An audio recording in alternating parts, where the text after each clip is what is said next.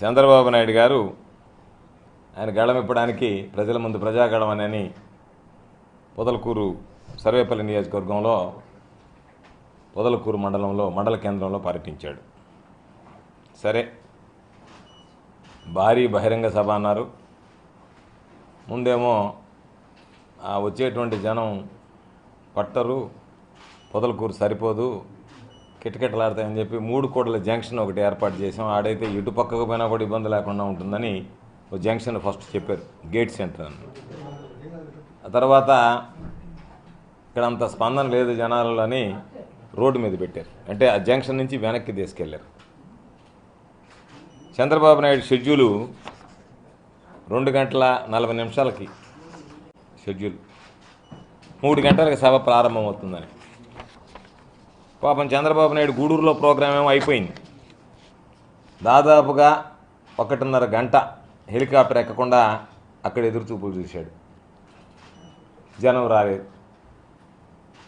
అక్కడ ఈరోజు కూడా మీడియాలో కూడా పోస్టింగ్స్ వచ్చాయి. 3 గంటలకు చంద్రబాబు నాయుడు చెప్పినటువంటి జనానికి కనీసం 100 మంది లేరు. ఆ టయానికి 100 మంది లేరు. చంద్రబాబు నాయుడు చెప్పినటువంటి 3 గంటల సమయానికి సభా ప్రాంగణంలో 100 మంది కూడా లేరు. ఇది బహిరంగ రహస్యం. చంద్రబాబు నాయుడు సరే నా గురించి అనేక రకాలైనటువంటి మాటలు మాట్లాడాడు. దాంతోపాటు ఆయన మదన కామరాజును తీసుకొచ్చి ఆయన కోట్లేసి గెలిపించండి అని చెప్పాడు. అది వేరే విషయం. నేను చెప్పేది చంద్రబాబు నాయుడికి పొదలకూరు మండల కేంద్రంలో గరిష్టంగా వచ్చినటువంటి జనం 1500 మంది లిబరల్గా వేసుకుంటే. రాష్ట్రానికి ముఖ్యమంత్రిగా ఉండేటువంటి వాడు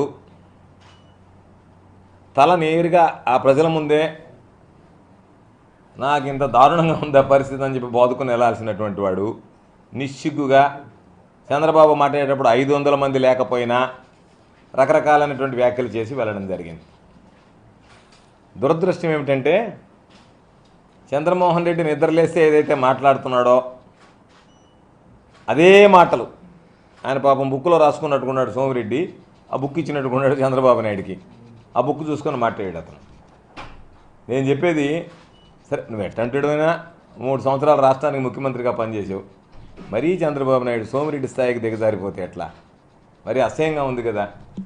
సోమిరెడ్డి స్థాయి లేనాడు. సరే, చంద్రబాబు పెద్ద స్థాయి ఉన్నాడు అంటే చంద్రబాబుకి ఏం పెద్ద స్థాయి లేదు. రామారావు పిల్లల్ని బట్టి చంద్రబాబు స్థాయి పెరిగింది తప్ప, ఈ రాష్ట్రానికి చంద్రబాబుకి వెన్నుపోటు, రామారావుకి వెన్నుపోటు పడిచి ముఖ్యమంత్రి కాగలిగాడు తప్ప రామారావు స్థాయి ఏం పెద్ద స్థాయి ఏం కాదు, చంద్రబాబు నాయుడు స్థాయి. కాబట్టి అయినా సరే 3 సంవత్సరాలు రాష్ట్రానికి ముఖ్యమంత్రిగా పనిచేసినటువంటి వాడు ఇక్కడికి వచ్చినప్పుడు వాస్తవాలు తెలుసుకోవాలి, ఏమి జరిగిందనేటువంటి దాని మీద మాట్లాడాలి. చంద్రబాబు నాయుడు అనేటువంటి వ్యక్తి చంద్రమోహన్ రాసి ఇచ్చిన స్క్రిప్ట్ను వదిలివేసిపోతే రోజు వాట్సాప్లో వచ్చినటువంటివన్నీ ప్రింట్అవుట్ తీసుకొని చదివిపోయినట్టుగా ఉంది తప్ప కొత్తగా ఏదీ మాట్లాడినటువంటి పరిస్థితి లేదు. అనేక రకాలైనటువంటి అభియోగాలు చేశాడు నా మీద, అనేక రకాలుగా మాట్లాడాడు.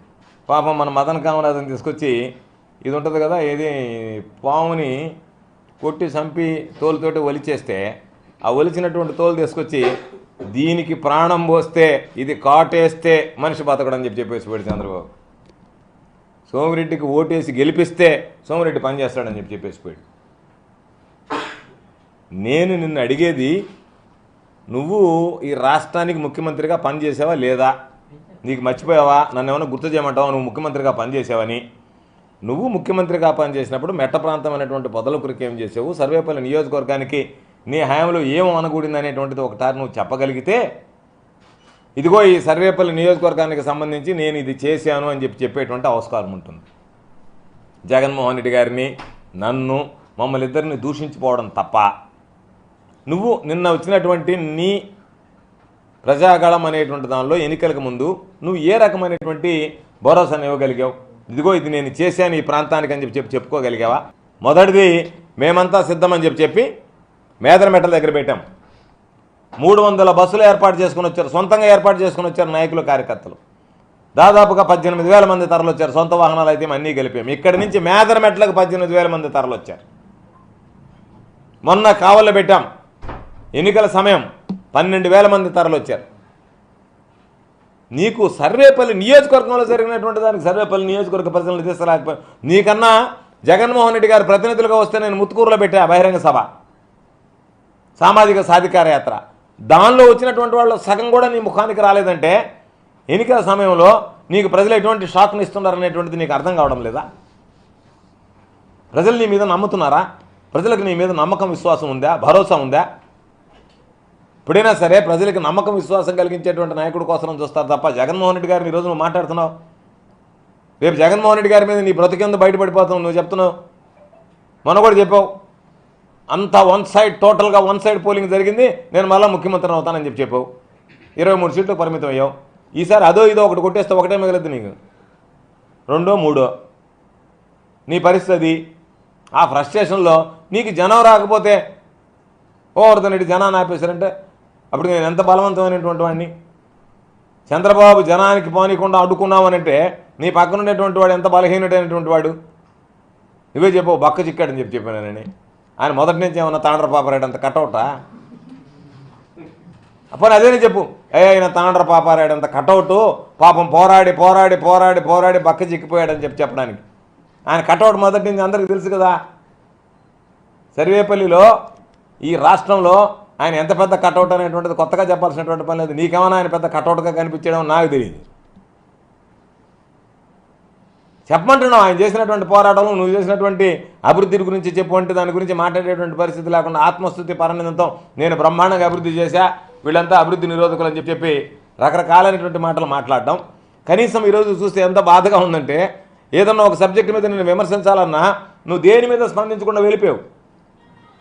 కేవలం నువ్వు నన్ను విమర్శించి ఆ విమర్శలు కూడా పసలైనటువంటి విమర్శలు చేసి చివరికి ఒక ముఖ్యమంత్రి స్థాయిలో ఉండేటువంటి వాడి నీ అనుభవం ఏంటంటే మొత్తం రంగరించి 2014 నుంచి 2019 దాకా కొండల దగ్గర నుంచి అన్ని ఉండలు తీసుకుని అబ్బా కొడుకులు ఇద్దరు మింగిపోయినారు, రంగరించుకొని నేకిపోయినారు మొత్తం ఆంధ్ర రాష్ట్రం అంతా.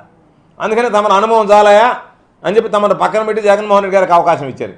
మరలా చెప్తున్నా, నా అనుభవం నేను ఏమన్నా కొత్తగా ముఖ్యమంత్రి అవుతున్నా, నేనైతే చేస్తాను దానికి ఇంతవరకు ముఖ్యమంత్రిగా పనిచేయలేను. చేసినప్పుడు ఎందుకు చేయలేకపోయావు అభివృద్ధి? ఆ రోజు ఏం గడ్డి తింటున్నావు, ఏం గాడిదలు కాస్తున్నావు? ఆ రోజు నువ్వు అభివృద్ధి చేయకుండా ఉండడానికి ఈరోజు వస్తే అవకాశం వస్తే చేస్తానంటున్నావు. ముందు ఎందుకు చేయలేకపోయావు చెప్పు. నీకు అవకాశం రాలేదా? నీకు ఇవ్వలేదా ప్రజలు? గడిచినటువంటి 2 ఎన్నికల్లో ఒకసారి తెలుగుదేశం పార్టీకి అవకాశం ఇచ్చారు, చంద్రబాబు నాయుడు ముఖ్యమంత్రిని చేశారు. తర్వాత ఎన్నికల్లో జగన్మోహన్ రెడ్డి గారికి అవకాశం ఇచ్చారు, తెలుగుదేశం వైఎస్ఆర్ కాంగ్రెస్ పార్టీ ప్రభుత్వం ఏర్పడింది. ఈరోజు నువ్వేం చేసావు, ఎన్ని మోసాలు చేసావు, నువ్వు ఇచ్చినటువంటి హామీలు ఏ విధంగా నిలబెట్టుకున్నావు చెప్పు. జగన్మోహన్ రెడ్డి గారు ఇచ్చినటువంటి హామీలు 99% ఏ విధంగా నిలబెట్టుకున్నావు అనేటువంటిది ప్రజలు చెప్తున్నారు. నువ్వు చెప్పాల్సిన అవసరం లే, నీ సర్టిఫికేట్ అవసరం లే.